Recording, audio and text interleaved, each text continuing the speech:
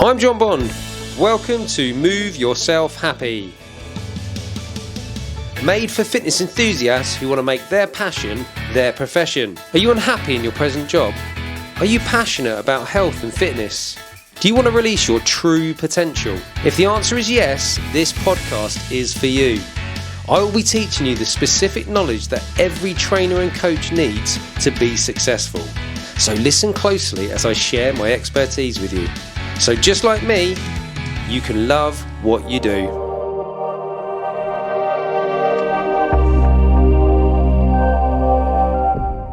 Alex, good to see you, mate. How you doing? Yeah, good, man. Good to see you too. Okay. Having a good day so far? You trained? I have, yeah. I've got my morning session in nice and early. It's definitely a lot different now that the weather's closed in. It's a lot colder, a lot darker, but yeah, still get it in. It's like It's a lot colder, isn't it? yeah, just habitually doing it now. I As don't with know all if my it's training. I don't know if it's actually a lot colder or just not had a chance to like acclimatize to any type of cold at all. So Yeah. a little bit Well, cold I think comes in and that's it. Freezing. like 2 weeks ago it was we had a heat rush, I right? A know. heat wave. It was like I was walking my dog just in t-shirt and shorts, flip flops, Yeah. in at the start of October, and now you're like wrapped up at night. Haven't turned the heating on though yet. No, I know we haven't. We've got a wood burners, but I haven't got that one either. But what I have done is I've started wearing slippers. So I'm finally at the age 44 where I'm starting donning slippers, and I'm actually kind of regretting not starting this thing earlier because they're so cozy and warm. Alex, are you a slipper wearer? I'm not. No, I'm not a slipper wearer. Not a house shoe enthusiast. No, well, no, me neither. I always walk around in socks, but then the winter comes and on come the slippers, and yeah, Yeah, life's good again. So maybe when I get into my recommend it. 40s, it will be something that I reconsider. Yeah. Anyway, I could talk about slippers and coziness all day, but we should probably move on to something a bit more interesting for others, anyway, to listen to. Right, cool. Are you happy with me just fire away with some questions then? Because I think you'd be Please do. a Yeah. big inspiration to anyone listening that is interested in, making their passion their profession and becoming a qualified fitness professional. So Awesome. Well, that's probably a happy to great help. place to start. So if you wouldn't mind, just tell me about your journey so far. So from the moment you, I guess, had the idea in your head of becoming qualified trainer Hmm. to now. That's going to be a long old story, but I'll try and keep Yeah, it that's like brief. 3 hours, just that. Yeah, yeah, exactly. So it all kind of started, obviously, growing up, probably the same as most people who are listening, who are thinking about this as a career, like very active, um, right in sports, found training pretty early as well in terms of like resistance training and changing your body and changing your performance um, based on how you train in the gym. Found that pretty early. I think I was like 13, 14, when I first started training. And that was all to really supplement like my passion at the time, which was rugby, as well as just being a physical person. Like I just enjoyed being able to do any kind of physical task, be it running, hiking, swimming, horseback riding, anything. Like I just enjoyed being outdoors, and I enjoyed being physical. Probably I grew up in Africa, so that probably had something to do with it. But when I first started to think about being a personal trainer was probably when I was about 17. And I had a friend of mine who was a little bit older. He was like 22, 23 at the time. And he just got into personal training and we were talking about it. And I was like, sounds amazing. Like, you get to train people and you get to impart your passion and you get to like help them like figure out how to use this, use your body and how to be healthier and be happier and live a longer life. That sounds like incredible. And he was like, oh yeah, and I get paid X amount per hour. And I was like, that also sounds incredible. Because at that point in my life I didn't really have any set plans on what I wanted to do as a job. I'd gone through potentially going to medical school, and I'd done like a medical school trial, and I was like, it's not really for me. I just felt like the medical industry as a whole was very much reactive rather than proactive. And a lot of the doctor friends that I've had over the years have kind of corroborated that as well, where, everyone's trying to do their best and trying to do good, but a lot of it is, retrospective of what people could have done or should have done with their body in the years leading up to being ill or going to see a doctor. So I was like, well, that's probably not for me, but training people, that sounds pretty proactive. Let's get ahead of people being ill and injured and unhappy and help them out there. And so finished all my A levels, had my gap year, did a bit of traveling, and then worked like 3 jobs to like save up for a personal training course in my gap year. So I did my first personal training certification with Premier Global, if you remember them. I do remember them, and I knew you had. Yeah, I remember the conversation that we had. They were like the gold standard. I say were in the past tense because they've actually, I don't know if you know, but they're no more. Yeah, they stopped quite recently, actually. Yeah, but they were the gold standard. So I remember when you told me, I remember being like, okay, this guy's serious about doing this, because that's what you did back in the day. When you were serious about getting qualified, you went to Premier Global. Well, that was it. I kind of did my due diligence of research on different courses out there at the time, and unfortunately, the Storm Fitness Academy wasn't up and running at that point. Yeah. But so we haven't bulldozed Premier Global, by the way. That's not just come in like something out of Succession. Just that's it. torn the business away from them. You haven't bought it out from underneath them and then just sold off its parts, right? Yeah, it's kept the bits that worked. And yeah. So I went through their full course. So I did like the level 2, level 3. I did the nutrition aspect of things because I, realized through my own training that, you very much need that aspect to bring into your own training to improve your performance and to also like help coach people in the future. I also did like the therapy course as well, the sports therapist, sports massage therapist. I think it was like a 4-week, 5-week add-on. So I did the whole thing, and then went to university and did a 3-year degree at university, which is where I met yourself. And at that point, I hadn't really like put the personal training course to any use. But as soon as I finished university, literally, I think 2 days after I wrote my final exam at university, I started as a personal trainer at LA Fitness down in Southampton. And then, kind of fell in love with it. The whole aspect of helping people, the relationships you build, being able to sit down with someone and really tease out like what they're, not just what they need to do, because, we always talk about this in terms of like, if you sit most people down with a coffee and you just kind of like tease things out of them, where it's like, what do you think you need to do with your health to improve it? What do you think, and just there's such an abundance of information out there now that people are almost like overwhelmed with knowing what they need to do to the point where it's like paralysis by overanalysis. They're like, well, I know I should be more active throughout the day and I shouldn't eat these things in abundance and I shouldn't drink every night, stuff like that. And it's like, okay, but then the real fun aspect of that from a coach's perspective is actually like teasing that out of them and putting it in a way and framing it in a way habitually for them that they can actually take action and change their life, rather than just being like, monkey see, monkey do, like, here's your training program, here's your nutrition program, don't break from it, you have to be 100% on. It's like, that's, in an ideal world, well, if it was an ideal world, then we'd be able to apply everything that we read in the online and everything that we hear, we'd be able to apply, and everyone would be the quote, everyone would have a 6-pack and millions of dollars in the account. But that's where knowledge and application of knowledge is a big discrepancy. So and I guess that's what a lot of coaches now are spending a lot of their time doing is, okay, we know the science about what works, we know the actions we need to take, but now we need to know, how do we make people follow those actions and do the actions? And that's the bit that's probably, I suppose it's psychology, isn't it? But that's the younger science, isn't it? We don't understand that as well, do we?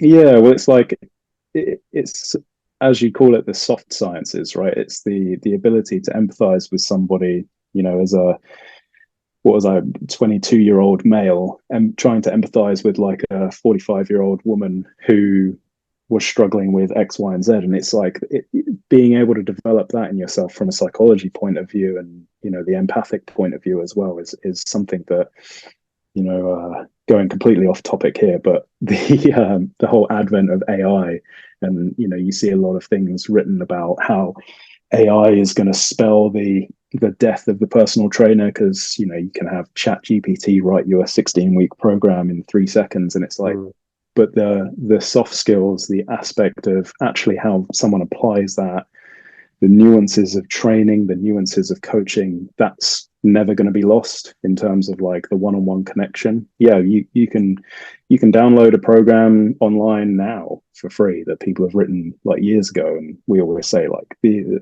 best program is the one that you stick to, right? But it's the nuances of the coach actually like helping you through the process, and discovering things that you may not know. So until AI gets lodged in our brains and can like predict our thoughts, I don't think this industry has an issue with that, for sure.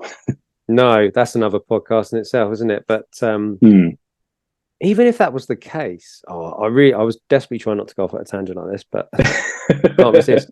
Even that was the case, how do you quickly process the difference between, because if you use ChatGPT, you type something in, quite often you go, okay, it's misinterpreted me, or I haven't been clear enough with my description, because you have to read for everything to check it, don't you? Like if a fitness professional uses it to help them and be a bit quicker at doing things, they'll still have to then go through it and go, do I agree with it all?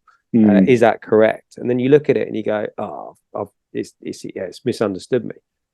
So I don't know. Once that's in your head, like, I mean, don't know how that's going to work. You're just going to have so much information coming at you, and then you got, okay, that's rubbish. What about, no, that's crap. Yeah.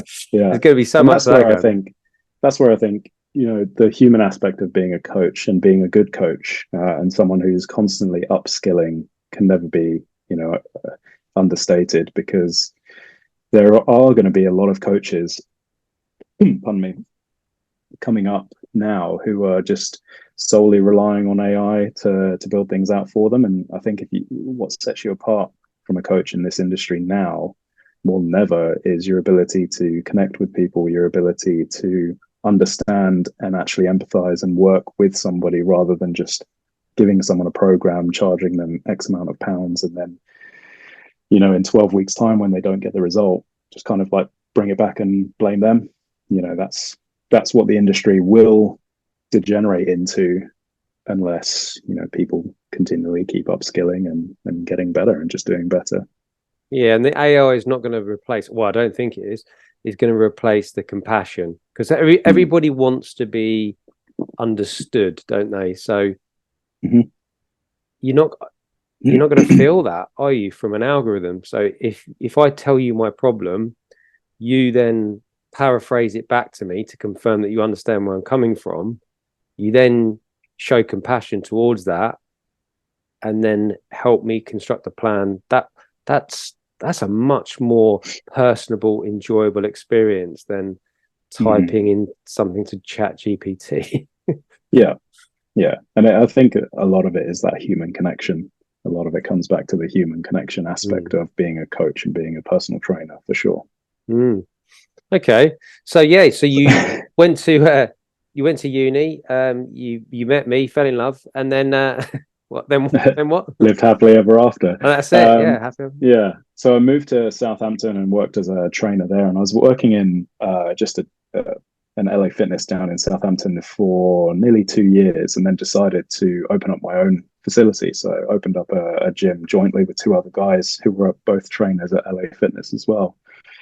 And that was a great time, because it was just before the Olympics, and all 3 of us were kind of really keen on training athletes as well as training members of the public, and bringing that higher level aspect of not only a facility, but also like the application of training that we had seen in the States. So you look at the US, and obviously everything is on a massive scale. So you look at the training facilities, and at the time we were big on Joe DeFranco, Charles Poliquin, Paul Chek, Bill Parisi Speed Schools. So we were kind of emulating a lot of that in our facility. And that took off. It's still running today. And like a couple of years later, I was like, okay, I've done that aspect of it. I've trained some really high level athletes there. I've trained some uni students who were all on sports teams. So I've got that knowledge of how to apply programs to teams of athletes. I've got that knowledge of how to write programming for, Olympic athletes, as well as working with working with members of the public from all walks of life. So I was like, okay, what next? So bought myself out of that company, moved to London, worked for one of the biggest body composition changing or body composition focused personal training companies there. So worked in Mayfair for, again, just over 2 years. Phenomenal kind of company, phenomenal working environment and work ethic there, I'd say, in terms of like just pushing transformations, like body transformations like nobody's business, and really dialing in on how to be the best at like changing somebody's body composition and doing it. And that really, comes back to what we were talking about earlier. It's like you can give someone the recipe for changing their body composition and becoming like, we were getting people stage ready, lean, training actors, training diplomats from all over the world, training like Wall Street or Liverpool Street bankers, investment bankers, and stuff like that. And everyone came in and were like, every client that you'd get would be like, I'm doing this in 8 weeks, or I'm getting married in 13 weeks, and I want to be absolutely shredded. And you're like, right, when was the last time that you lifted a weight? And it was like, about 10 years ago. It's like, excellent, right? So learning how to control someone's volume in line with a very high stress life for the most of these people was something that we were really focused on there, and they still are like one of the best transformation gyms in the world, and now they're global as well, massive. Sorry, on that, Alex. Yeah, because you haven't. I think you're probably being a bit modest and humble about it, but I remember the gym that you're talking about. Are we saying the name? Yeah, Ultimate Performance. I wasn't sure if you said it. I don't know if I missed it, but I remember all of us, well, our little group of guys at uni that bonded really well. We used to read. Back then, it wasn't really so much about video, was it? Content was blogs, wasn't it then? I don't really recall watching videos back then. It was the whole YouTube video revolution hadn't really taken off then. No, it hadn't. No, and I think we just kept consuming every article that Jim threw out. Most of them were written by Nick Mitchell, weren't they? The guy that owns it. And we used to love the content. It was like, we would then apply it to our own training, wouldn't we? And probably find ourselves reading that stuff more than the journal articles we should have been reading for our in preparation for our lectures. But I remember quite early you said, I want to work for that gym. That was a big ambition, a big goal of yours. And it was very cool because I didn't even sort of consider it. And I think it's because I didn't have as much self-confidence maybe as you. I just thought, not sure. I mean, look at those guys. I don't know if I'm going to be able to do that myself. So I wouldn't even my mind didn't even go there. But you were adamant. You were like, no, I'm going to work there. And you did. So well done. You basically had a goal. You just went after it and you experienced it. Yeah, for sure. And I think that's, I think testament to UP and Nick in and of himself, like the environment that they create there is it's one of like development. So they're not, Nick will be the first one to say this whenever he's like employing a new trainer. They're not looking for somebody who's like the finished article, as it were, or somebody who's like completely set in their ways. But they're looking for people who are, want to get experience in the industry, want to get experience in the industry working with a group of dudes who are all striving for the same thing, and intellectually just bouncing off each other. And that's truly the environment that they create there is like, one that I've experienced in a few other places that are very high performance orientated. But certainly like the culture of like how close knit everything is and the kind of competitiveness, because it is they foster a competitive environment in terms of like trying to get people results, and it's infectious. It's a very cool place to work for sure. Yeah, I However, remember we went in, well, we had a day in London together, didn't we? And I don't think we planned to, but you were like, "Oh, we're in Mayfair. Should we go and check out my old yeah, workplace, UP?" And we went and had a look, and I was like, "Oh, this is the place." yeah, it was very cool. Yeah, But I definitely. think for me at the time, like just getting my head down and getting the experience of working there, as well as like the experience of working with just that magnitude of clients. You know, Mm. I'd get there at 5 a.m. for my first client, and I'd train all the way through till like 4 or 5 p.m. Most days, and I'd have like a 2 hour window in the middle where I'd have my training session and my food.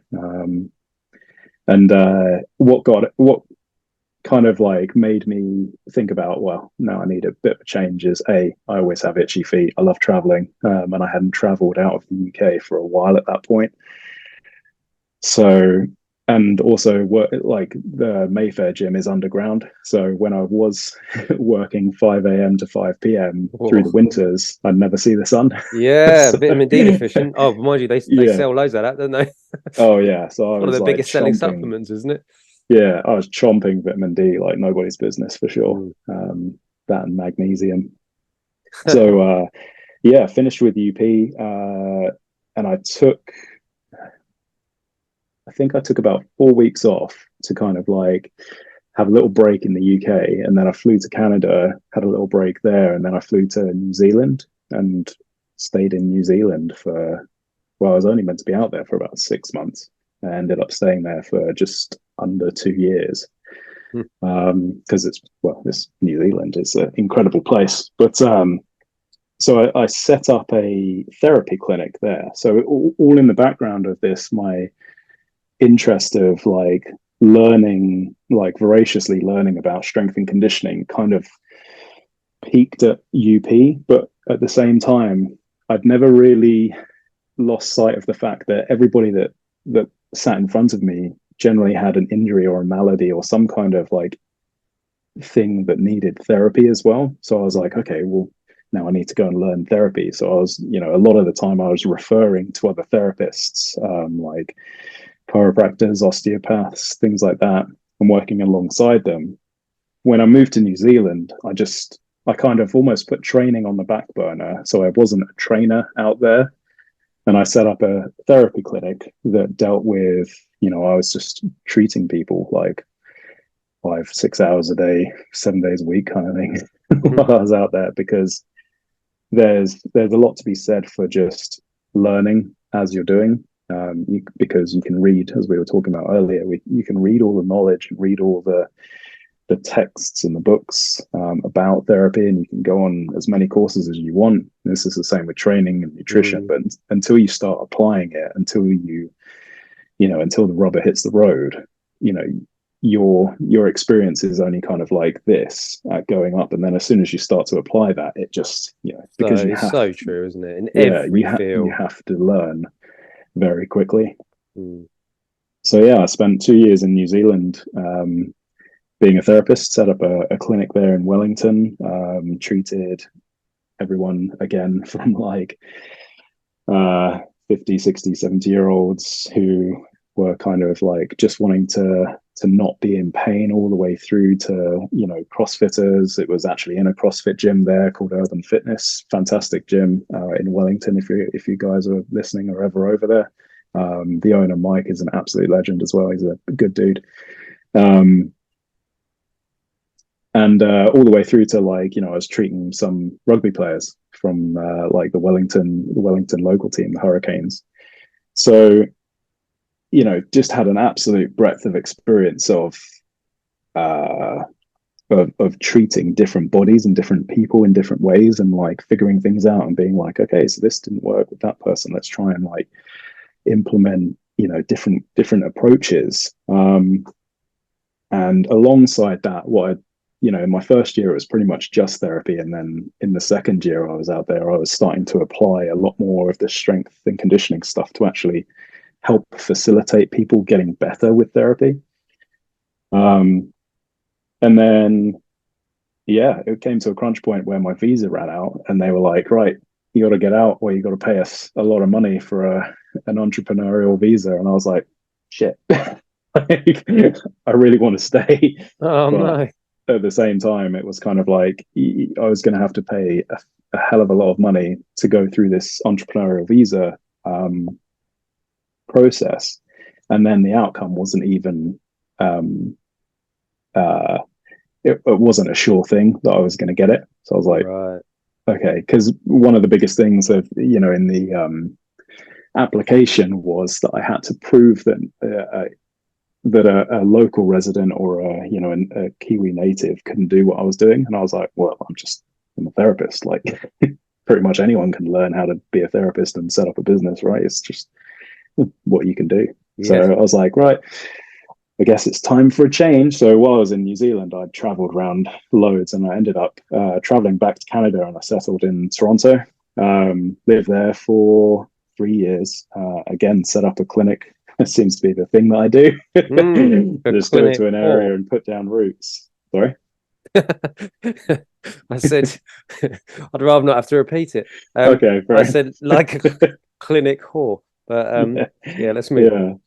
Well, I went to set up a clinic that was a very like open plan clinic in Toronto, but it was very much a mesh of strength and conditioning and therapy at the same time. So it was kind of on and off the table, getting people on and off the table, making sure that they're actually like going home with a lot of exercise based stuff. So I found myself just writing people strength programs while I was like working as a therapist. I was like saying to them like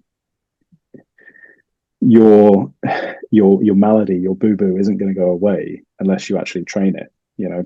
And we need to get you to the point where you can train. That's what the therapy is for. But as soon as you're able to move it without pain, essentially, that's where it's like, okay, now let's move it. And that's Mm. where that took off really well in terms of like how my thought process of getting on and off the table and combining that strength and conditioning and the coaching that I've built up over so many years, and then therapy as well, and like getting people moving and the Mm. mobility aspect of things.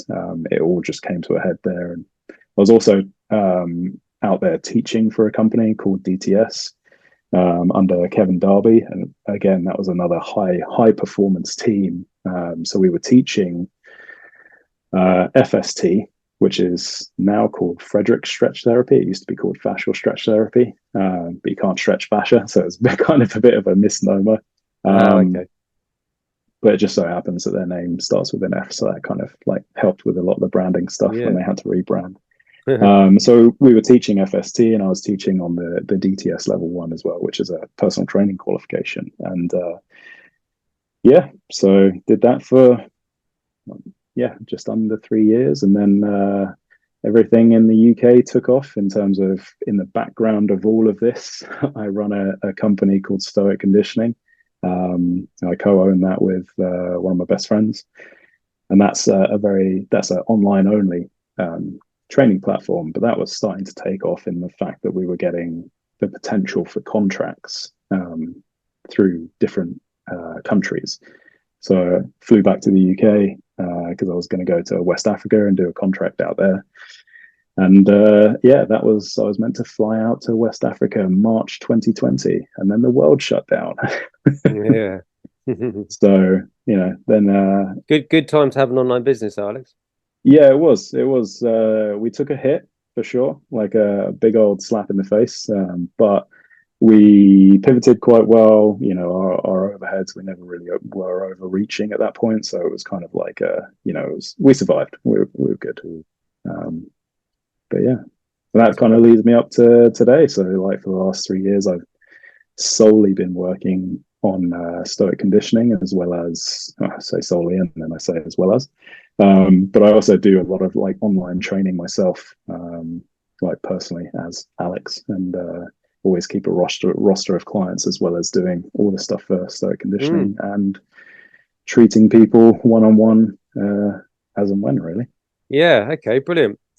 So, well, my next question was going to be, do you have any regrets? Now, I'm gonna take away one of your answers that you're likely to say, which Mm, is Of course not, John, because every decision I've ever made has led me to It's this led moment me to right this now, moment.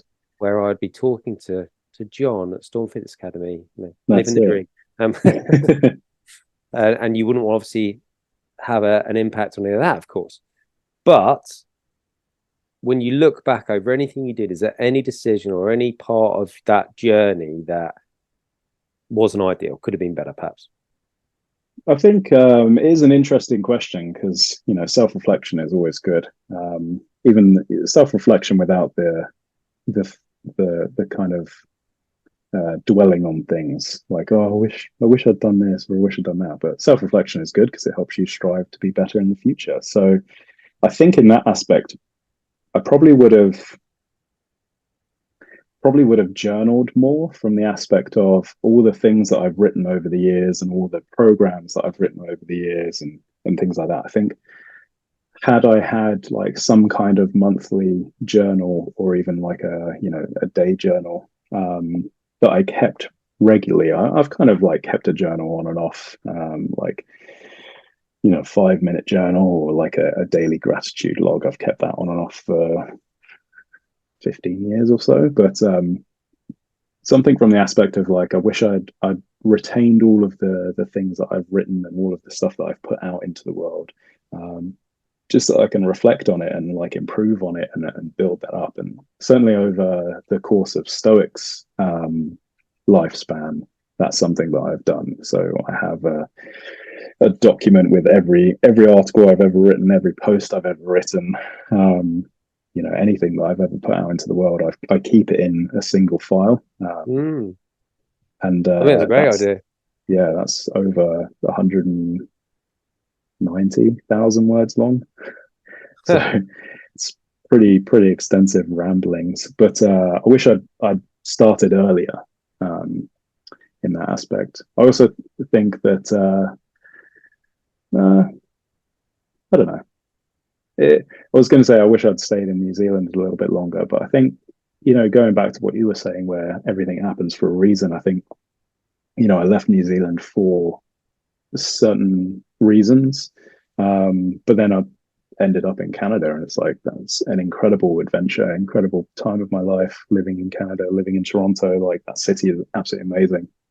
Just the energy and everything that happens there. It's very cool. So yeah, it's hard to look back on a life that I am grateful for and be like, oh, I regret doing this or I don't regret doing that. Mm. No, I knew you wouldn't. We've talked previously anyway with similar personalities for the point of view that, well, because we're fortunate enough and grateful that we do have good lives. Mm. The idea of going back and altering that trajectory Mm. is you don't want to, do you? Don't you know? We've had our struggles and we've overcome it, etc. Yeah, But they've I all think made it's us who we are and led us to the where we are struggles now. make you grow. Definitely. That's all the hardship that I look back on that I've overcome. I can look back on now, and at the time when you look at, when you are struggling and when you are, going through shit, it's never nice, but it's you've got to look at it as like something that you're working through rather than something that's like breaking you down, because you can reflect on things afterwards and look at things almost fondly and be like, wow, yeah, I've been through some shit. I've really struggled in some aspects, and now I don't. And if I went through that now as I am today, I wouldn't find that a struggle. So it's like, Yeah, yeah, exactly. You've lived it. You've troubleshooted that already. yeah, And that expression you said earlier about everything happens for a reason. I often wonder whether that expression, whether it's not necessarily like that, whether you're religious, God's design or your design for life or part of the plan or whatever, or whether it's just because you have, what Carol Dweck might call a growth mindset. mm, You'll just take an opportunity, you'll take a situation, no matter how bad it is, and just use it as a tool to develop and learn and become better.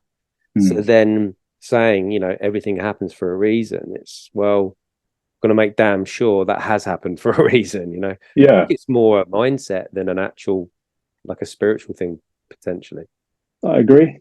I also think that there are some things that happen that you can't always just get away from. It's that fight or flight mentality of well, I'm just gonna leave, I'm just gonna go away, I'm just gonna get away from this struggle isn't always an option. So you do have to overcome it, and then therefore everything happens for a reason, For a because reason, yeah. because it happened and you couldn't get away from it. So you just have to Yeah, work through it. yeah, good. Yeah, and I think also for like anyone listening as well, that sometimes, yeah, if you can't get away from a situation, then you've got to figure out the best way to deal with it. Hmm. But also be mindful, if you can get away from a situation, get away from it. Yeah, Yeah. there are some situations where you just want to get away from Yeah, like a it. grizzly bear or something. No, that Yeah, was for obvious, sure. isn't it? But there are some situations where people just they stick things out, don't they? And they'll flog a dead horse, and they don't want to leave that situation because they feel some sort of pressure that which is imaginary or self-inflicted or whatever. Mm. But actually, one of the Or best things you can do is the just sunk, get away from it. yeah, or that sunk cost fallacy, right? You've just spent so much time working through a problem and you still haven't got to the end of it, and you're just like, oh, I'm just going to stick it out. Whereas, Yeah, yeah.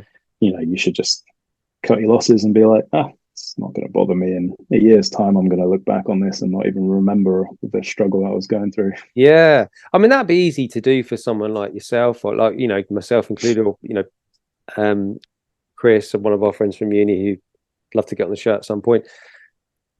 If we were to, if we were to go, oh, do you know what? I might get out of the fitness industry.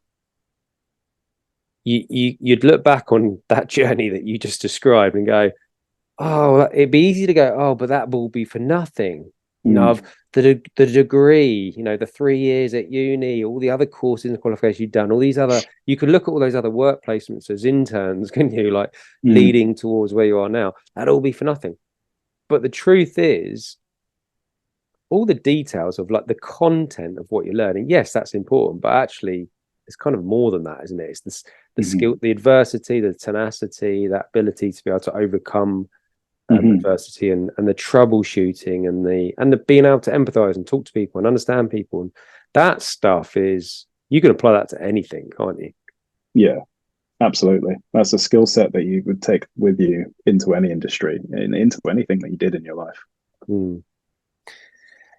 Well, I know you mentioned that a lot of your challenges that you've have made you the person you are today, and you don't have regrets over them. So what has been your biggest challenge, and how do you overcome it? Um,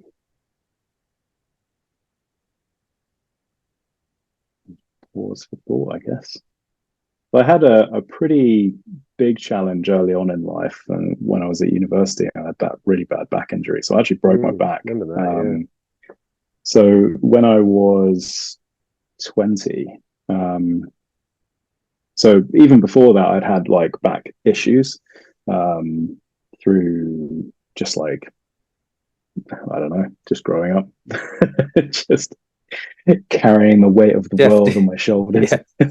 Deadlifting 250 kilos in your garage, probably for reps, Yeah, something yeah. like When I was like probably not even physically equipped to deadlift 100. that. So, I had a really bad back injury, and leading up to that point, like my mindset of what I had figured out what I wanted to do with my life at that point, I was just like, all right, yes, I'm learning all of this stuff at university and how to apply it from a personal training aspect, but really the two job career pathways I guess that I was interested in was being a professional rugby player or a professional soldier.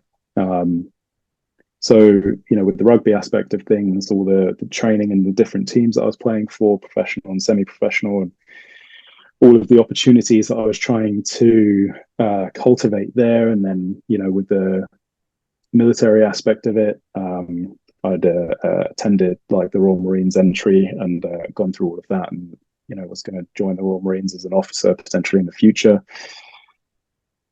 And then I had this back injury, and it just, you certainly take stock of your life and kind of, because I was so active and I was always on the go, you never really sit and think with sit down with your thoughts for long periods of time, especially being like, I think I was 19, 20 at the time. And when you can't walk, and when you're lying on a floor in agony, like trying to figure out whether you're going to make it to the toilet or whether you're just going to shit yourself on the floor again. That's those moments where you're like, should probably think about where my life is going now. So Yeah. Sorry, I are we think talking about from the back injury, or are we talking about uni again after a night out? Yeah, that's it, right? Well, I mean, we've all been there on a night out, but no, from the back injury, like I had those touch and go moments, and that was another thing to overcome, was just the whole aspect of going through the medical pathway and having surgeons look at it and be like, well, you should probably have surgery. We're going to fuse that whole area. We'll repair this. We'll do that, this, that, and the other. You won't have any movement. We're going to fuse this part. And I was just like, I don't want any of that, thanks. I'm okay. And I think through sheer pig-headedness and just, I guess, yeah, tenacity, but also like applying everything that we were learning at university and everything that I'd learned in my course previously, and then becoming an overnight expert in the works of like Dr. Stuart McGill. Just literally ordered his book straight away. I was like, right, who's the best back healing specialist in that day and age? And it was just like, right, Stuart McGill's written some incredible books about how to heal your spine. So I've read them cover to cover, started to apply things, started to get movement in my back, and started to move a bit more. And then I was like, reading everything that Poliquin had ever written about injuries, that Paul Chek had ever written about injuries. Because they were kind of like the biggest names floating around at that point, and any article on T Nation as well. Love T Nation. Yeah, still going. It? Still going. It is. Yeah. Don't know whether that's a good thing or not, but I know. I must admit, I haven't read anything off there for pretty years. Yeah, it's probably great now. Probably been vetted quite a lot, but yeah. So it was kind of like applying, really applying and seeing all of that knowledge that I'd accumulated over that time and everything that I was learning, just applying it real time to an injury that was potentially life changing, and and just seeing the recovery that I had and getting back to playing rugby, and after that, my athletic career, playing rugby, played rugby over in Canada. Competed as a semi-professional strongman as well on the UK circuit. I remember. I've done CrossFit, like I do ultra marathons and all kinds of stuff like that, like self-sustained. So without any help, ultra marathons, which would be fun. Surgeons are over the moon about this. Yeah, you didn't know, so you didn't have surgery, did you? But yeah, well, that was it. Yeah, if you had it done, they'd have been like, "What? Yeah, you're doing what now? Lifting a 200-kilogram Atlas stone." Yeah. But that was kind of like, and that I guess gives a glimpse into my mentality about a lot of things. I had this back injury, and I was like, well, when I recover, because I was like, I'm definitely going to recover from this. When I recover, what's the sport that's going to have the most physical demand on my back that I could possibly train for? Because it was like, it wasn't a case of, I just want to get back to just moving around pain-free. I was like, no, I want to get back to high level performance again. So chose strongman for my sins. And yeah, just went full hot hammer and tong into that. Yeah, I remember coming to watch you. Enjoyed watching that. Yeah. When you into another one, so I can bring Jaden along to the next one, and Betsy. She'd love to see you in that. Yeah, I'll throw down in an amateur one for sure. Right, brilliant. So, well, you know what they say, Alex. Everything happens for a reason. Yep. What would you say has been your biggest success and why?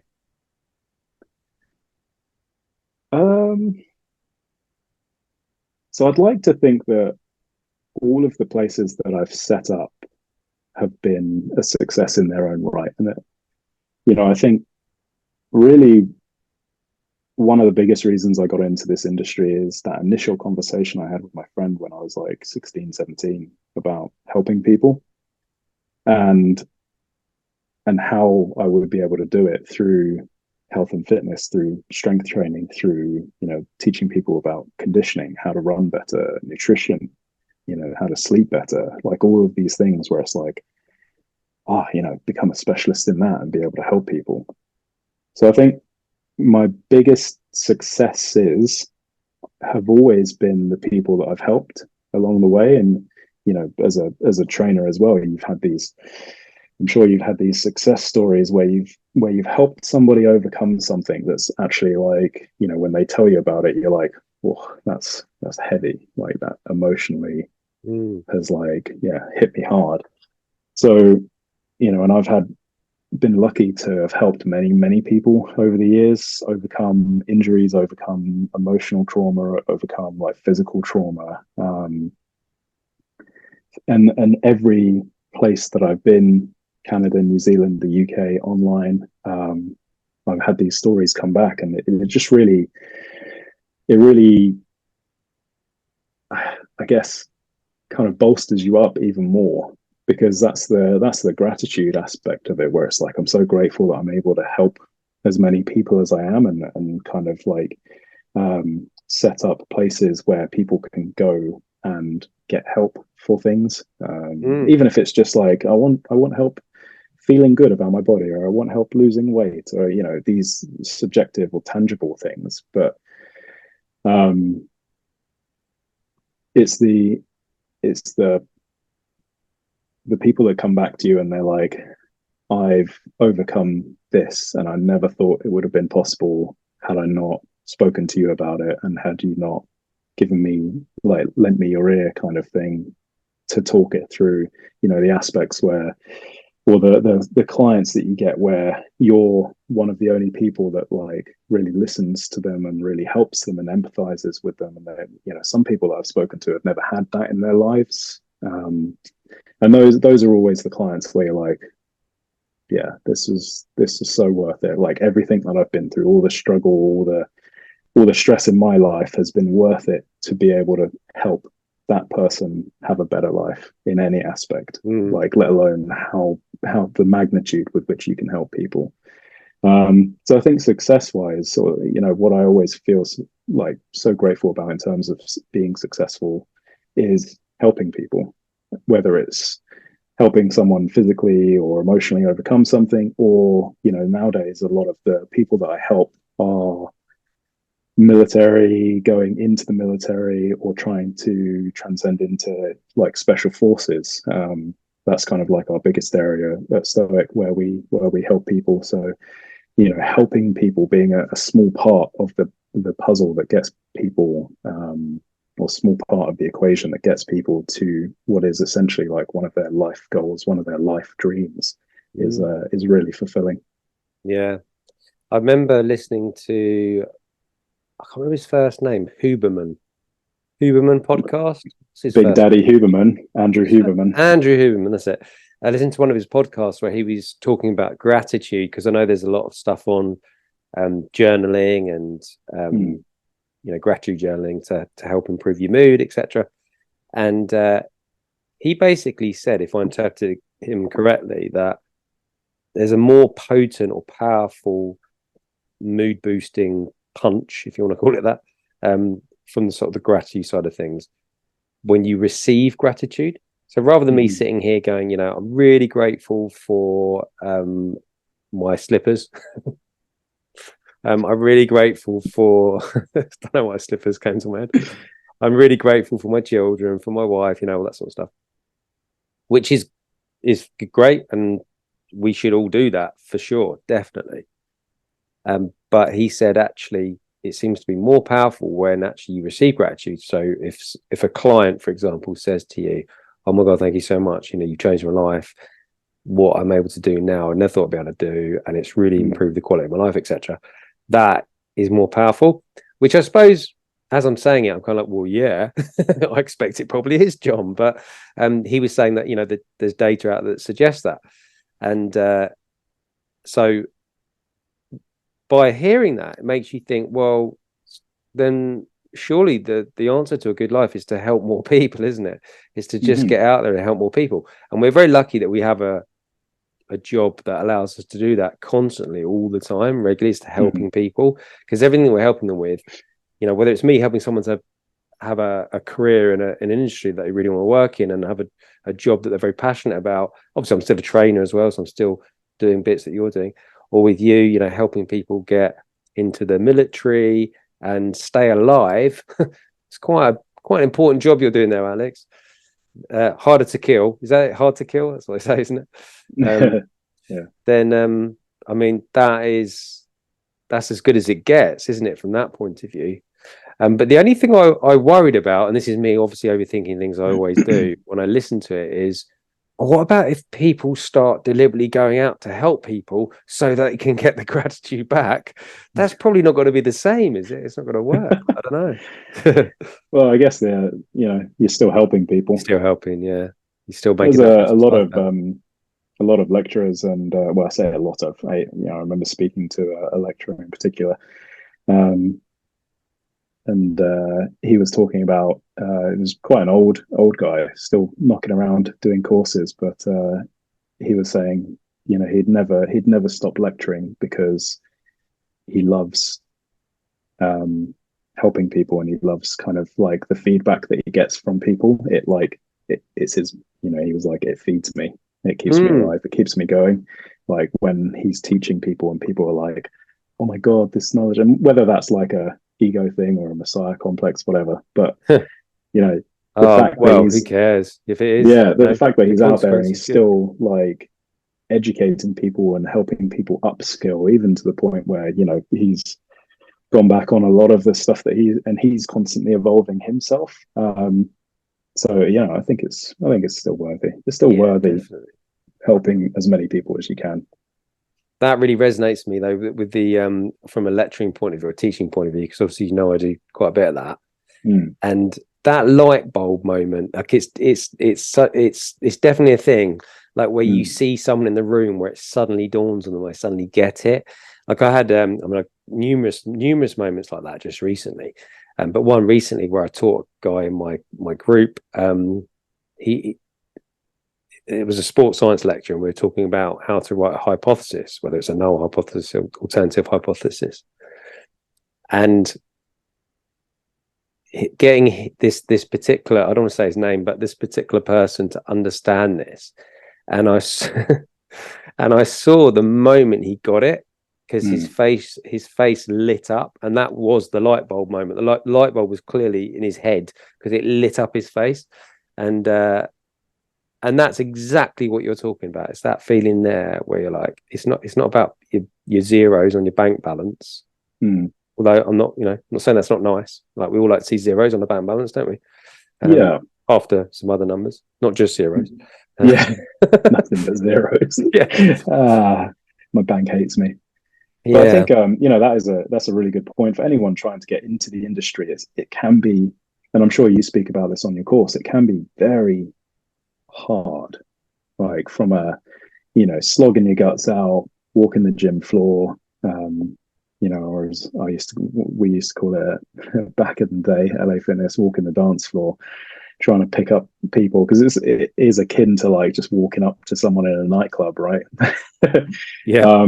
So it can be very draining, and certainly when you're not seeing that reflected in your bank account, that's something that you can fixate on. But what I would say is fixate on the aspect of helping as many people as you can, because the financial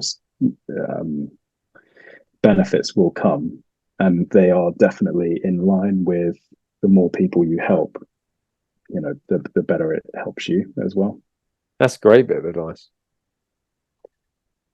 Obviously, that's one piece of advice that hopefully people can listen to that in action. But on that, what would you say to anyone that shares a similar passion as you? So obviously, very early on, I think you said it as young as 13, you started to think about how being physical and training to be better, perform better, was obviously evolving into quite a strong passion for you. Anybody who's listening to this who can relate to that and has a similar passion, what would you say to them? Ooh.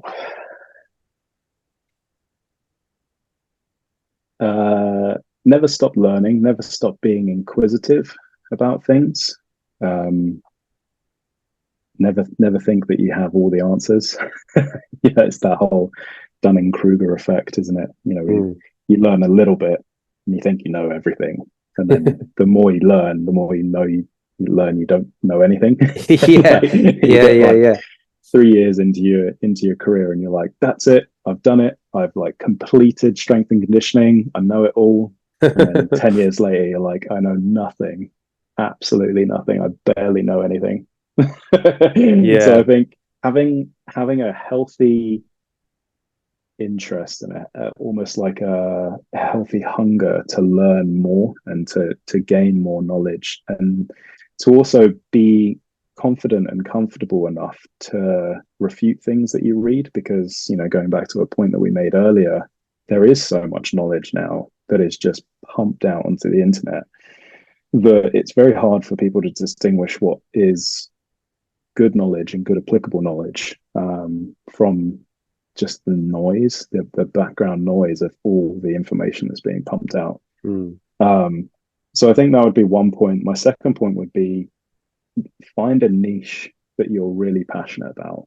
And you don't need to find that niche to get started, because that will come later on. Just try and get into it, learn as much as you can, help as many people as you can. And the more people that you get in front of, the more you'll start to, dial down on a niche that you really want to help, that you really enjoy helping as well, that like brings you a lot of joy, but is also, quote unquote, your flow state. Mm-hmm. So I think that would be, my other point is, find your niche, but don't be in a rush to find your niche. Like, just get into the industry, enjoy helping people, enjoy learning and applying your knowledge. And then I suppose my third point would be,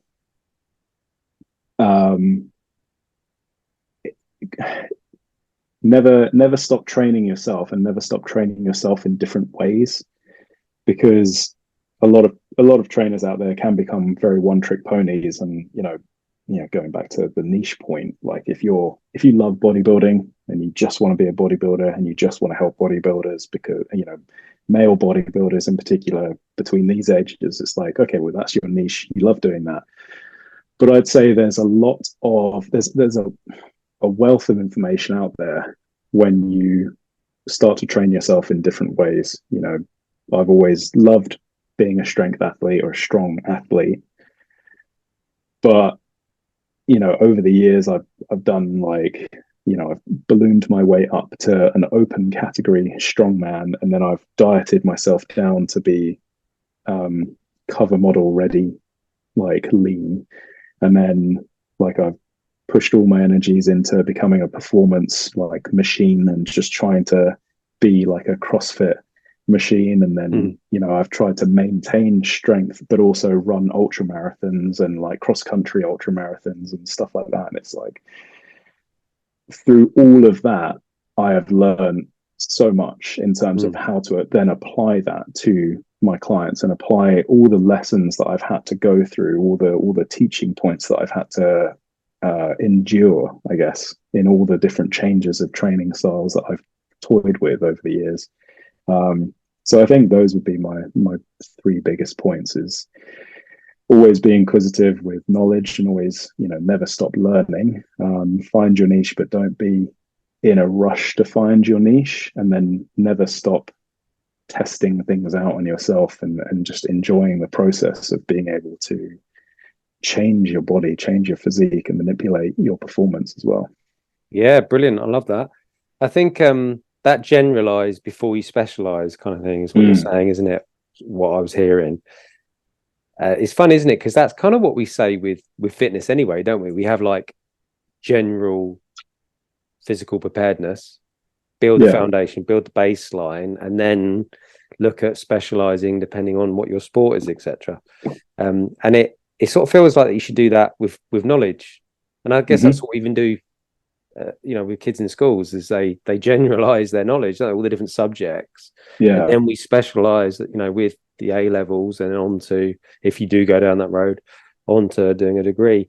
And it's the same, isn't it? Once you get your PT quals, if you go level 4 strength and conditioning, or you might then do side steps and look at doing some specialist courses like lower back care or what have you, exercise referral. But you do have to do a bit of generalization first. I think I think that broad knowledge is helpful because a lot of it overlaps. But exactly like you say, is actually to find out what your passion is. Like, who do you really enjoy helping, and who you're good at helping, really. Have you listened to? Have you heard much of Scott Galloway at all? Scott Galloway. He a recent podcast I listened. I think it's the Steve Bartlett one, where he talks about this. He was about to say it, and then he made reference to it being like overused a bit. He goes, "Oh, I hate to say, find your passion and use that as your career," but he's like, yeah, I mean, we all have multiple passions, he was saying, but find one of those and actually choose the one where there is either a very large market for it, but then the market's not saturated, because it could be a small market, but there's no one else doing it, so you can then corner it. So the point I guess he was trying to make is one thing going, this is my passion, so I'm going to go do this, but you got to think about, is your niche, is there a sizable target market, and is there enough room for you in that market? If not, pick another one of your passions, or make it even more niche, whatever that may be. So quite like that, because I did think there is, like, we're big on, one of our taglines is make your passion your profession, and I wholeheartedly believe that. It's exactly what I've done, what you've done, or Chris has done. Other guys we know that have been successful have all done that. But at the same time, I guess we've all recognized where the niche within that was. So we have followed our passions, but then we've also gone, well, we've got a bit smart about things. We've got bills to pay. We need to actually make an income. We can't just turn up to work loving that, but then not pay our mortgage, etc. So yeah, that was my attempt at being half sensible there with the business aspect of it. I do like that. I think going back to the knowledge side of things, I always keep this quote in my mind. I can't remember where I read it, who I heard it from, or whatever, but it's know a lot about a little bit and a little bit about a lot. Because your ability to apply that breadth of knowledge to your focused aspect is what will set you apart. Being and there's even from like a physical aspect of it as well. I think it was, I may or may not get this right, but the book Range by Epstein, not that Epstein. Yeah, not that one. No, I don't know that book. That whole book kind of dispels the specialization aspect of most athletic performances. It's a very interesting read, interesting like take on things, and I can definitely see that from the SF community that I work in. They are the consummate generalists but specialists. They are generally good at a hell of a lot of things, so their level of generalization is very much higher than most people, but then they are incredibly specialist at a few things. And it's awesome to see. Yeah, that makes sense. I sometimes feel like my brain is at full capacity, and when I learn something new now, I was wondering where you were going with that. It's damaged. When I learn something new now, I have to kick something else out. I swear that's what happens. So I get a new bit of information. I go, well, if you want to keep this, you're going to have to get rid of some of this other stuff. It's what I try and do with Betsy when she wants a new toy. All right, you can have it, but you need to chuck out some of this other crap that you don't. Being a consummate minimalist with your brain capacity. But I don't know. Yeah, I kind of feel like that's the case with a lot of people. Is that, yeah, you certainly generalize, learn enough about quite a few different things, and then when it comes to then getting very very good at a handful of those things, you might need to start being a bit cautious about more the information you take in. Mm-hmm. Like if sometimes if a student might say to me, I don't know, what do you make of coconut water for hydration? Apparently there's some studies out there say that it's better for hydration drinking coconut water, for example. Rightly or wrongly, my brain goes, water's good enough. I'm not even going to go and read those articles. I'm not going to, because if I do, I'm going to have to, it's just going to be time in my life I'll never get back. And I'm probably going to learn anything life-changing from that. And just even absorbing some of it means I'm going to kick something out that potentially was useful. I don't know. That was a bit of a Interesting way of putting it. I love it. Yeah. Okay, right. This is a good time to conclude this because I'm already starting to waffle. But I would like you to waffle a little bit about Stoic Conditioning because you've touched on it, and obviously you got the branding on the t-shirt there. So if you could just tell the listeners more about Stoic Conditioning. Yeah. So Stoic Conditioning has been, so we've been running since 2015. It was set up by my business partner and good friend, who's still serving in the military, and then I came on board quite early on, and we just kind of like, we just wanted to serve that community and that niche, as it were. So, from early on, we recognized that it's definitely changed a lot more now, but back then, certainly when my business partner was going through all of his military career, from basic training into entry into like being deployed and then onto other courses as well, the level of knowledge of strength and conditioning was greatly like it's very poor compared to he had gone out and spent a year in the US and like was able to witness like their level of strength and conditioning application to their sports teams but also their military. And then when he came back, it was like this is a massive gap in our area, in our British military. So we kind of set it up from the aspect of we're training Royal Marines, Parachute Regiment, anyone who's looking to get into tri-services, but our main niche was serving guys who wanted to go into special forces because the UKSF is selection is arguably one of the hardest selection courses in the world, if not the hardest selection course in the world. And all the other courses that may or may not be harder were all modeled from our selection course. So, it's a true testament to not just your physical skill, your physical capacity, your physical performance, but it's a huge mental and skills-based selection process. So we really tapped into that and lent into it in a big way with Stoic in terms of like all the information that we were pumping out and that's still pumping out, and all the kind of courses that we've written over the years and the evolution of, we were doing PDFs that were pretty, again, you look back on it and you're like, it was great at the time, but now like we have an app that's very bespoke and we can manipulate things in the app very quickly and change things very quickly in the app. And it's just taken off into a really good space where we're now progressing into a lot of other things, which I'm not going to mention now because they're still kind of in the background. But very exciting times for us for sure.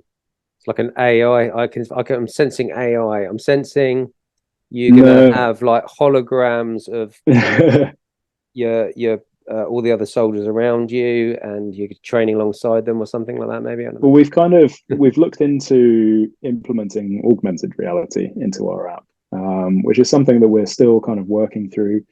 From the aspect of like video demonstrations. So at the moment we've got videos that kind of show every single movement we program, we have a video for, and each one of those videos has a cue or a set of cues to help people really get to grips with what we're looking for, the intention of the movement, what areas are most likely to break down in a movement, just from the experience that we've had over decades of being in the industry.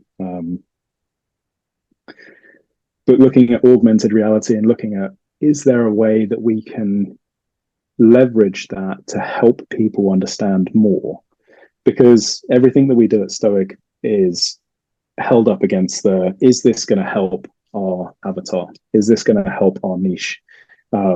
Because if it isn't, then we don't need to waste energy on it. And augmented reality and virtual reality stuff, and even AI, there's aspects of that where it's just like, it's not there yet in terms of it being beneficial to the end user.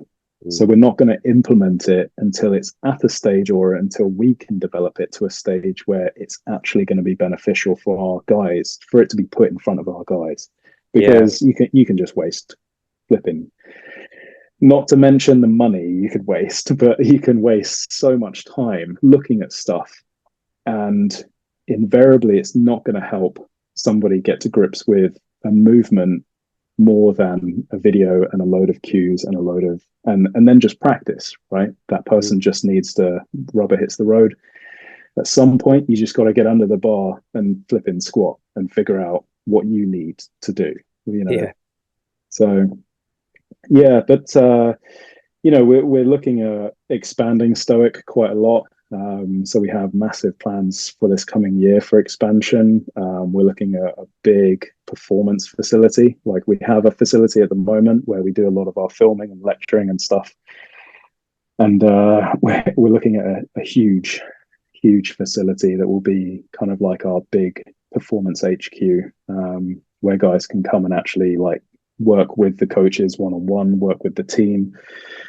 We've got a supplement line that we're building out. We're going to do, we're working on blood analysis to really like get into the weed whack of someone's performance, and where we can tweak things. It's that kind of mentality of the accumulation of incremental gains, right? That whole, if I can make every part of this person's performance 1% better, or cumulatively they're going to be that much better. But and then the app is being updated soon. We've got some really cool new features coming out on the app, as well as new programs, new programming, and then lots of work within the Five Eyes community being done as well at the moment. Right, man, it sounds amazing. I'm picturing like Captain America type stuff, You're just going to turn people into super soldiers, but using all the different products and services that you offer. Great. Well, one thing I wanted to ask you quickly, your app, do you guys still do the 7-day trial? So if people want to visit your site, great. So so anyone can jump on the app either through the App Store or the Google Play Store. If you just go to our website, which is stoicconditioning.com, from the main page, you'll be able to navigate to like the 7-day trial. It's just easy. Amazing. Too easy. Too easy, yeah. Well, that was brilliant. Thank you, Alex. What we'll do is we'll sort of wrap it up here, and then stay afterwards and have a chat about what the box sets you're watching at the moment, and any good movie recommendations, because that's our second passion, isn't it? Yeah, that's it. We're start up another podcast to basically talk about films, movies, books, and video games, really.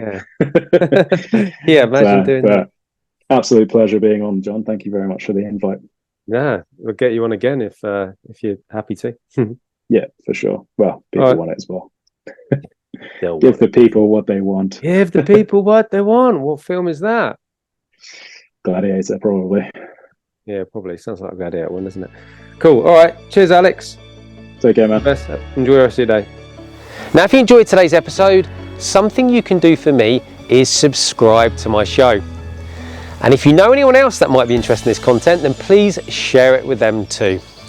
You can also head over to our socials and follow us on TikTok, Instagram, Facebook and YouTube.